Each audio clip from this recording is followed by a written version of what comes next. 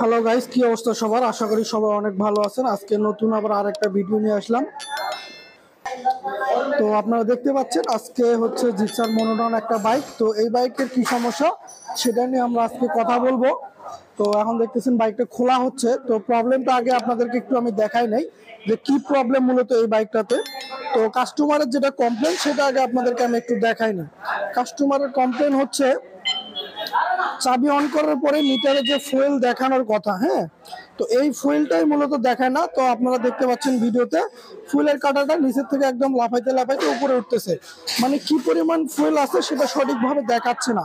মূলত এটাই হলো মেইন প্রবলেম এই বাইকের। তো আমরা এখন বাইকটা খুলতেছি, খুলে দেখবো কি সমস্যা, দেন আপনাদেরকে আমরা জানাবো যে বাইকটার এই সমস্যা ছিল বা এটার সমাধান কিভাবে হয় সেটা আপনাদেরকে জানাবো। তো ভিডিওটা শেষ পর্যন্ত দেখবেন। শেষ পর্যন্ত না দেখলে কিন্তু আগামাতে কিছুই বুঝতে পারবেন না যে কি সমস্যা ছিল।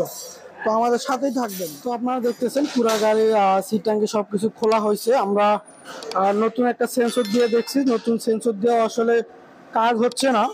তো এখন আমরা বিকল্প একটু দেখবো যে আসলে সমস্যাটা কোথায়। নতুন সেন্সর লাগানোর পরেও যেহেতু সেম প্রবলেম দেখাচ্ছে, তো আমরা আর একটু এদিক দিয়ে মিটারটা খুলে এখন দেখবো যে এদিক দিয়ে কোনো লাইনের সমস্যা আছে কিনা।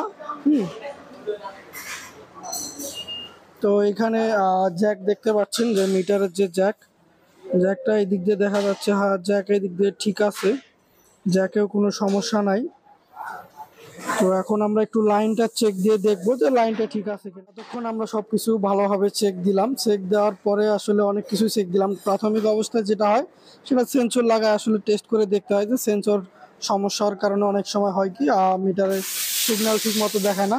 তো আমরা এখানে অনেক কয়টা সেন্সর এনে ট্রাই করছি যে একটা সেন্সর নষ্ট হলে হয়তো আর একটা সেন্সর কাজ করবে।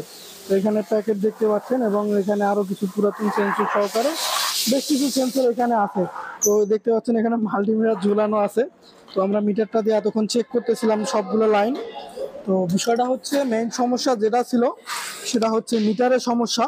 তো মিটারের সমস্যা হওয়ার কারণে হচ্ছে কি এটা ক্লিয়ারলি দেখায় নাই। তো এখন আমি আপনাদেরকে একটু চাবি অন করে দেখাই।